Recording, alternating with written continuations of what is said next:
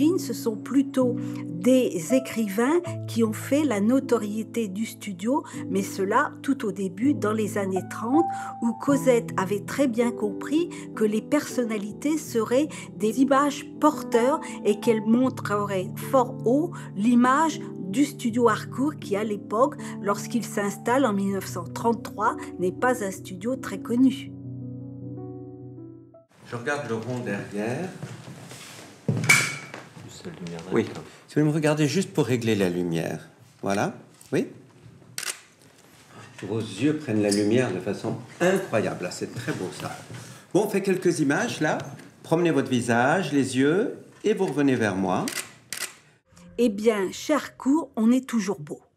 Et naturellement, qui peut résister à cette idée d'avoir une éternelle jeunesse, d'avoir une beauté qui dépasse les outrages du temps? Nous ne sommes pas ici dans un studio de cinéma, mais bien chez l'un des plus importants photographes parisiens, car le cinéma et sa technique ont véritablement bouleversé l'art photographique d'aujourd'hui. Jeu d'ombre et de lumière sur le charmant visage d'Yvette Lebon.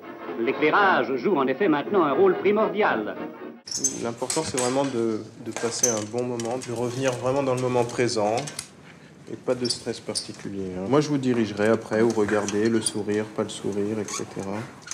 Comme ça, hop. L'univers d'Harcourt, c'est pour moi un univers de mise en lumière et de cinéma. Pour moi, c'est une forme très particulière de photo qui vous fait sortir de vous d'un certain nombre d'émotions, de choses qui, grâce aux lumières, grâce à la mise en scène, grâce à ces demi-sourires qu'on vous fait prendre. Avec ces lumières continues, vous ne voyez pas le photographe, vous ne voyez pas vraiment ce qui se passe et vous vous laissez guider par la voix.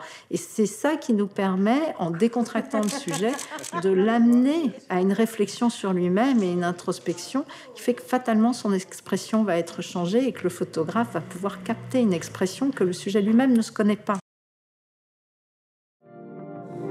Il s'agit d'un portrait d'une France, c'est-à-dire la France de la bourgeoisie intellectuelle, mais aussi des notables, des ecclésiastiques, des grandes personnalités de la justice, du monde, des institutions. C'est des photos de résurrection qui durent, qui vont au-delà de la disparition de la personnalité. Alors ça, c'est magnifique, c'est magnifique. C'est éternel, c'est pour toujours, voilà l'image d'un tel. C'est là où il y avait du génie.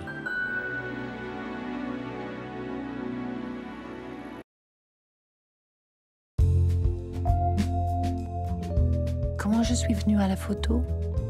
Mais tout simplement parce que j'aimais les artistes.